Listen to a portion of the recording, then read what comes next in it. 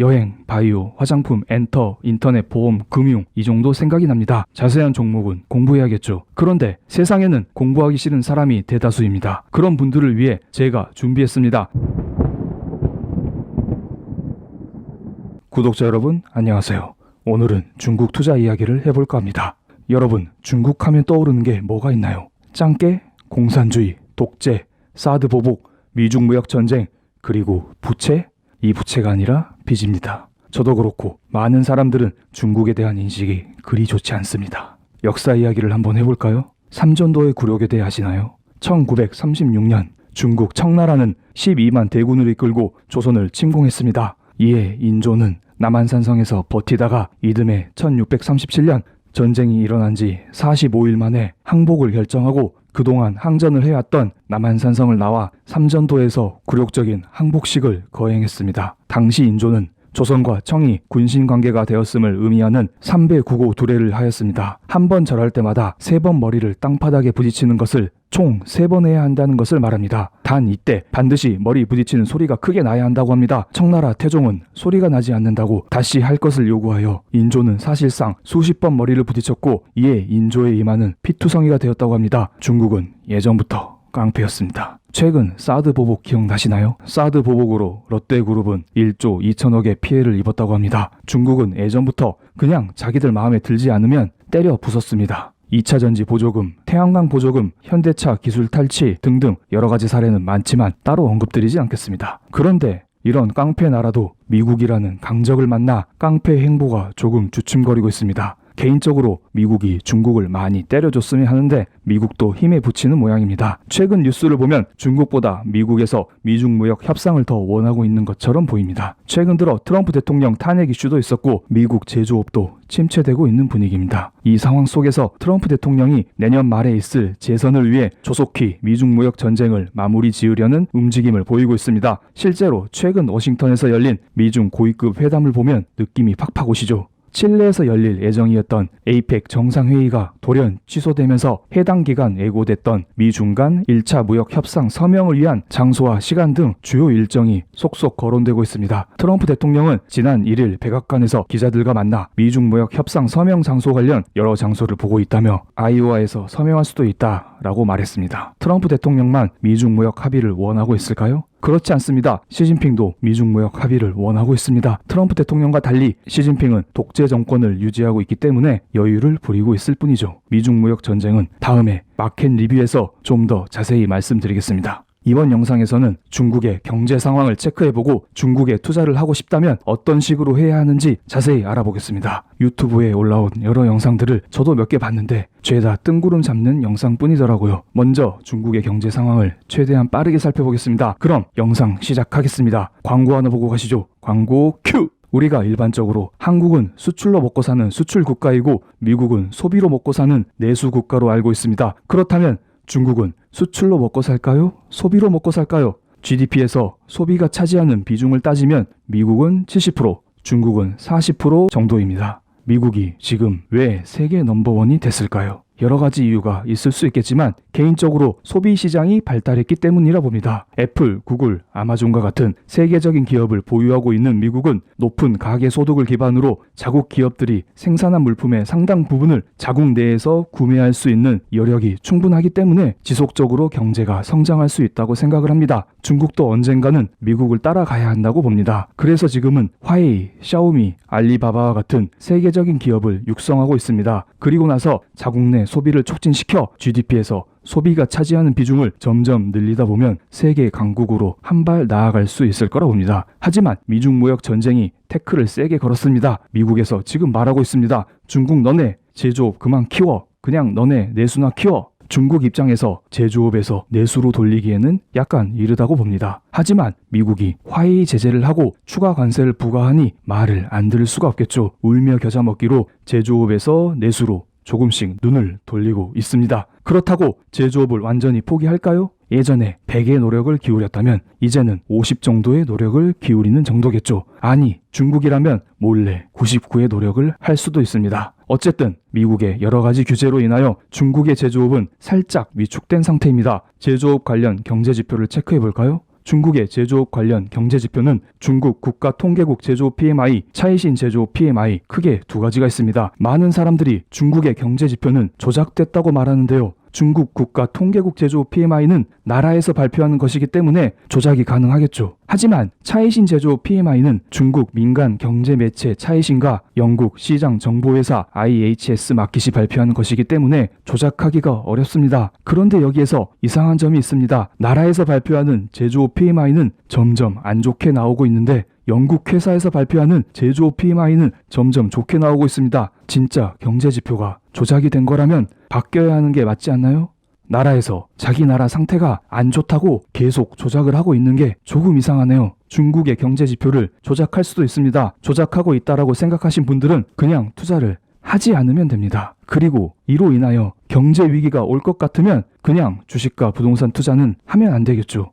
왜냐하면 한국은 중국 경제 의존도가 매우 큰 나라입니다. 중국발 경제 위기가 터지면 한국 역시 경제 위기가 올 거라 봅니다. 이런 분들은 미리미리 현금을 들고 계셔야겠죠. 경제 지표를 다시 보겠습니다. 10월 중국 국가통계국 제조업 PMI는 6개월째 기준선인 50을 하회했고 차이신 제조업 PMI는 2017년 2월 이후 최고치를 기록하고 있습니다. 국가통계국 PMI는 국영기업, 대형기업의 제조업 경기를 반영하고 있고 차이신 PMI는 민간기업, 중소기업의 제조업 경기를 반영하고 있습니다. 도대체 왜 중국 차이신 제조업 PMI는 점점 나아지고 있는 것일까요? 10월 초에 발표된 기사에 따르면 중국이 국영기업, 지방정부, 투자 펀드를 동원해 민간 기업의 지분을 대규모로 사들이고 있다고 합니다. 이게 무슨 말이냐면 나라에서 직접 민간 기업에 투자한다는 것입니다. 만약 중국 정부가 중소기업에 300억을 투자한다고 치면 중국 정부는 300억을 해당 중소기업에 주고 대신 그 기업의 주요 주주가 되는 것이죠. 이렇게 되면 중소기업 입장에서는 300억을 수혈받았으니 당장 파산 위험이 사라질 것이고 해당 기업에서 일하고 있는 노동자 역시 일자리를 보전받을 수 있기 때문에 미중 무역 전쟁으로 인한 피해를 어느 정도 상쇄시킬 수 있을 거라 봅니다. 이로 인하여 민간 기업의 제조업 경기를 반영하고 있는 차이신 제조업 PMI가 상승하는 것으로 보입니다. 게다가 최근 들어 미중 무역 합의로 인하여 중국에 부과된 추가 관세가 지속적으로 철회되고 있습니다. 이는 당연히 중국 기업의 제조업 경기를 살릴 수 있을 거라 봅니다. 이를 증명하는 게 OECD 경기 선행지수입니다. 2019년 들어 OECD 경기 선행지수는 차이신 제조업 PMI처럼 반등하고 있습니다. OECD 경기 선행지수도 조작됐을까요?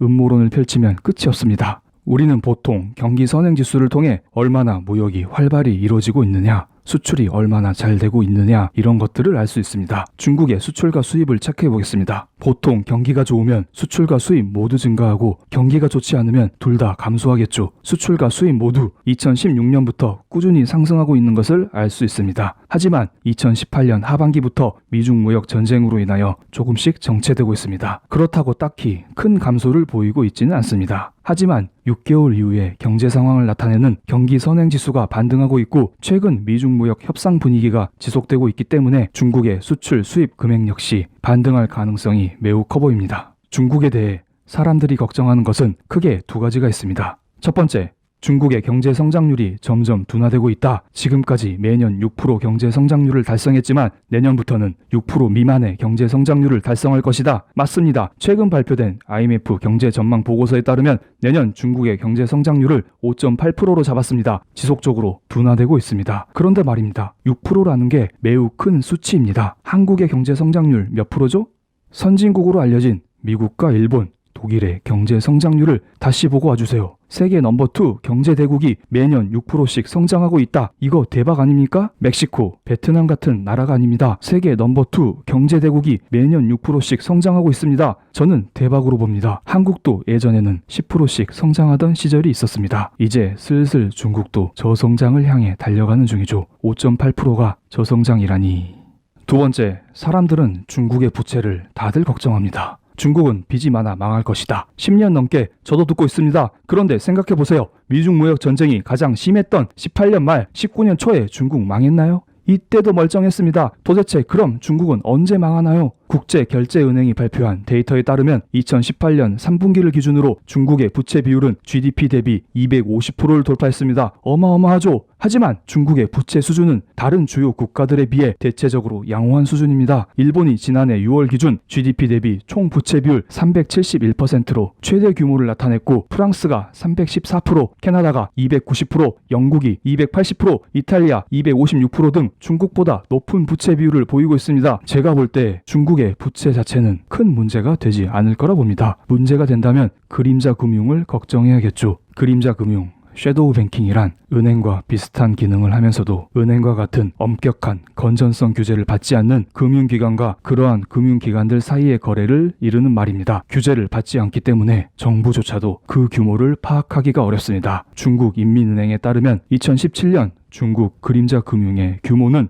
26조 위안에 달한다고 합니다. 중국 그림자 금융은 대부분 AMP라는 상품을 통해 이루어진다고 합니다. 영상 흐름상 중요한 것은 아니니 자세한 설명은 생략하겠습니다. 어쨌든 이런 그림자 금융도 2016년 말부터 시행된 시진핑의 디레버리징 정책, 부채 탕감 정책으로 인하여 점점 줄어들고 있습니다. 실제로 2018년부터 그림자 금융의 규모는 점점 축소되고 있습니다. 게다가 최근 들어 미중 무역 전쟁의 최악 상태일 때에도 이런 그림자 금융은 터지지 않았습니다. 부채의 최대의 적은 고금리입니다. 최악의 상태를 지난 그림자 금융 입장에서 전 세계적인 금리 인상이 없는 한 이 문제는 크게 걱정하지 않아도 될 것 같습니다. 중국은 이런 상황에서 내수를 키우고 있습니다. 영상 초반에도 말씀드렸듯이 중국이 미국을 넘어 세계 넘버원이 되기 위해서는 내수를 꼭 키워야 합니다. 그런데 지금 미국이 자꾸 때리고 있기 때문에 예상보다 일찍 내수를 키우게 생겼습니다. 원래는 제조 2025를 통해 2025년까지는 제조업을 바짝 키우고 나서 내수를 키울 생각이 아니었을까요? 어쨌든 중국은 내수를 키우기 위한 여러 가지 경기 부양책을 쓰고 있습니다. 8월 27일에는 하루 만에 20개에 달하는 소비 촉진 정책을 발표하고 자동차, 가전, 편의점 등 내수 살리기에 나섰습니다. 또한 야간 경제 활성화 정책을 통해 소비 촉진에 나서고 있습니다. 지하철 막차 운행 시간을 연장하고 야간 안전사고 방지를 위한 순찰도 강화하였으며 박물관, 동물원, 미용실 등 여러 편의시설의 영업시간도 연장시켰다고 합니다. 내수 부양 정책은 수없이 많기 때문에 이 정도만 설명드리겠습니다. 그렇다면 우리는 중국 주식 어떤 섹터에 주목해야 할까요? 그렇습니다. 중국 내수주에 주목해야 합니다. 내수주라고 하면 여행, 바이오, 화장품, 엔터, 인터넷, 보험, 금융 이 정도 생각이 납니다. 자세한 종목은 공부해야겠죠. 그런데 세상에는 공부하기 싫은 사람이 대다수입니다. 그런 분들을 위해 제가 준비했습니다. 바로 ETF입니다. 한국 증시에 대해서도 투자하기 어려우면 ETF에 투자하시라고 말씀을 드렸습니다. ETF에 대해서는 이때 어느 정도 설명을 드렸으니 이 영상을 보고 와주시면 감사하겠습니다. 중국 관련 ETF는 여러 가지가 있지만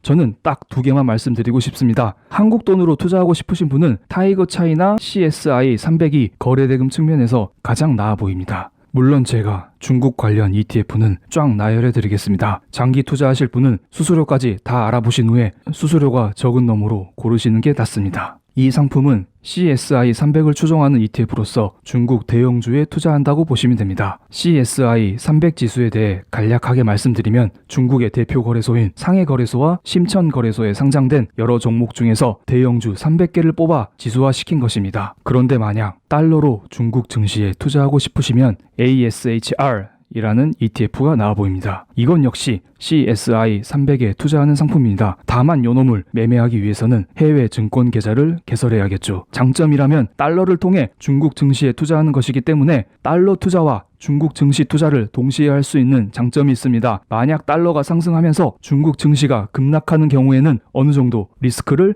해지할 수 있다는 것입니다. 쉽게 말씀드리면 만약 여러분이 10만 원을 가지고 원화 베이스 타이거 차이나 CSI 300 ETF를 매수했고 또 다른 10만 원을 달러로 환전해서 ASHR을 매수했다고 가정해 보겠습니다. 이런 상품들이 오르면 좋겠지만 혹시나 떨어질 경우를 가정해 보겠습니다. 중국 증시가 대략 10% 하락했다고 하겠습니다. 그렇다면 한국 돈으로 ETF를 매수하신 분은 10% 손실을 봤을 것입니다. 하지만 달러로 ETF를 매수하신 분은 10%보다 손실을 조금 덜 보게 되는 것이죠. 왜냐하면 보통 중국 증시와 달러 인덱스는 반대로 움직이기 때문에 중국 증시가 10% 하락했다면 달러는 그래도 5% 정도 올랐을 거라 봅니다. 여기에서 나온 수치는 모두 가정한 것이기 때문에 참고로만 봐주시면 감사하겠습니다. ASHR SHR 상품에 대해 조금 더 알아볼까요? 대략 301개의 종목으로 구성되어 있습니다. 금융주가 상당 부분 차지하고 있고 요즘 신고가를 경신하고 있는 항서제약도 포함되어 있습니다. 박항서 감독은 아닙니다.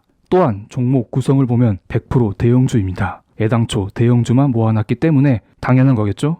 마지막으로 ETF 정보를 보는 방법을 소개해드리겠습니다. 앞으로 올려드릴 달러 영상에서 조금 자세히 소개해드릴 테니 이번에는 맛보기만 하겠습니다. 두 가지 사이트 공유드리겠습니다. 첫 번째는 네이버 금융입니다. 네이버 금융에 들어가서 국내 증시를 클릭하면 왼쪽 중간에 ETF라는 항목이 보입니다. 이곳을 클릭하면 국내에 상장된 ETF가 잘 정리되어 있습니다. 또한 해외 ETF는 etfdb.com이라는 사이트로 들어가시면 오른쪽 위에 돋보기가 보일 겁니다. 이곳에 ETF 티커명을 입력하면 자세한 정보가 나옵니다. 방금 제가 소개시켜드린 ASHR의 구성 종목, 구성 업종, 차트, 거래대금, 거래량, 수수료 등등 많은 정보를 보실 수 있습니다. 오늘은 중국 증시의 대표적인 불안 요소인 GDP 상승 둔화와 부채 리스크에 대해 설명드렸습니다. 구더기 무서워서 장을 못 담글까요? 투자에 관심이 있으신 분은 중국 내수 기업에 관심을 가져보시고 조금 어려워 보이면 ETF 상품도 관심을 가져볼 만합니다. 오늘 영상 여기에서 마치겠습니다. 감사합니다.